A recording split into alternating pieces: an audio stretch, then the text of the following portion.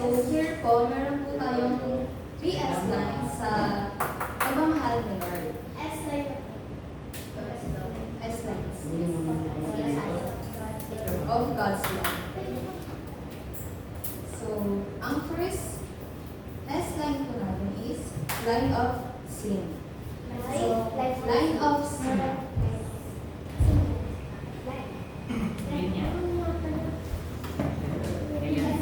So, makibukas po tayo sa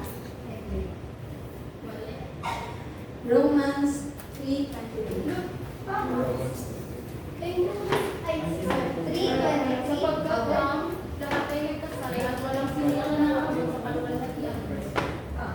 So, dun po, na-mention po doon na lahat po tayo is nagkasala. Where, ma-mention din po sa Book of Genesis na ang ating kananunuan na si Eva at Adan ay sumuway sa utos ng Panginoon.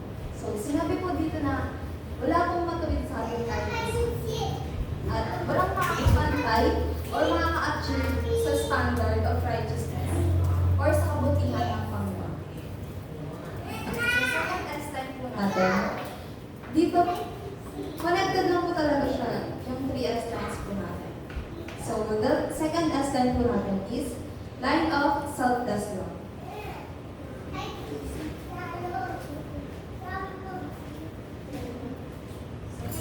Makibukas po tayo sa 1 John 3:16.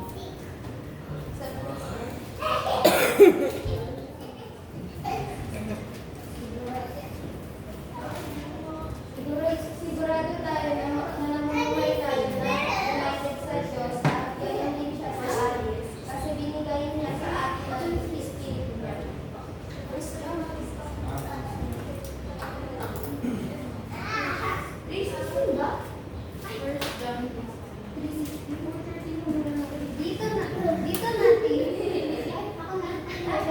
Dito natin nalalaman ang pag-ibig.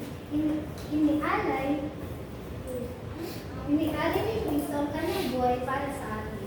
Kaya dapat natin ialay ang ating buhay para sa mga kapatid. Ayun po.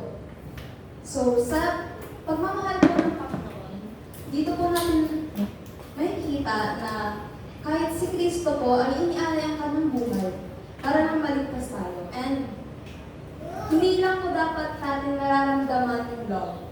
It should be shown to others po. Kagaya po ng ginawa po ni Jesus Christ. Kasi kapag when we say Jesus po, we know that marami siyang nagawang mabuti na siya pa ang nag-a-adjust to bless the people of His nation. As a Christian po, dapat ginagawa rin po natin yun. We must obey and imitate the doings of Jesus Christ. Like, isushow po natin yung kabutihan na ginawa rin po ng Panginoon sa atin. And the last S-line po is line of salvation. May bukas po tayo sa John 3:16. For the wages of sin is death, but the gift of God is eternal life in Jesus Christ.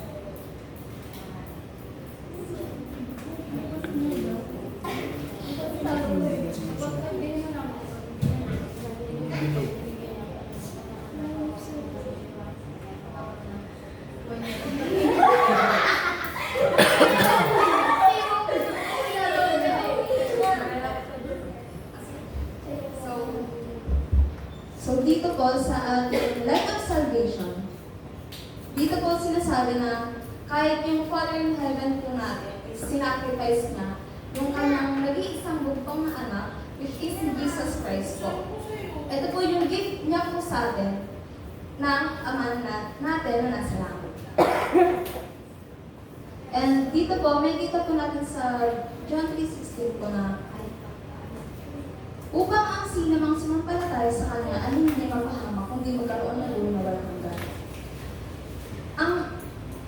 Hindi po tayo maliligtas kung alam lang po natin kung yung mga ginagawa natin or alam lang natin yung gagawin natin. Dapat po, ginagawa natin ito ng bukal sa loob at may malinis na puso sa pagsunod sa Panginoon upang ang bawat isa po ay makatanggap ng promise na eternal life. Yun lang. The 3S na pwede po bang sabihin po natin ang 3S na sige sa akin. Lahat. Apo. Line of sins. Line of selfless love and line of salvation. Meron ako niyan dati, line of 7. S din. So, babasahin ko lang po ito na po sa online. We have all been sinners in God's eyes, have not been ecstatic, and have been disobedient to His commandments. But despite of our sins, God has still made a way to redeem us from sin. He came down to earth, incarnate, and sacrificed His life for us, so that we may have salvation and eternal life. Something that we do not tolerate because of good deeds cannot save us. It's all because of His grace. Yun lang po.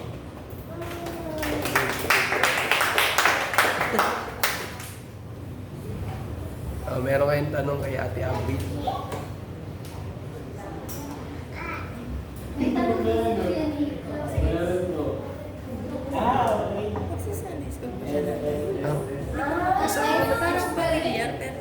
Kasama natin siya nung Thanksgiving.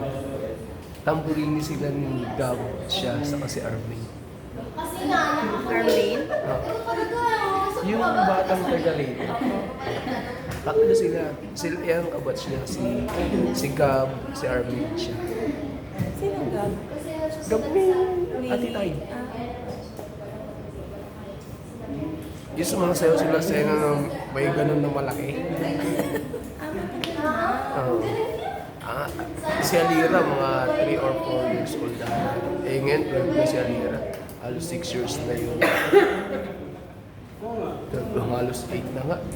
Sino? 8 years na.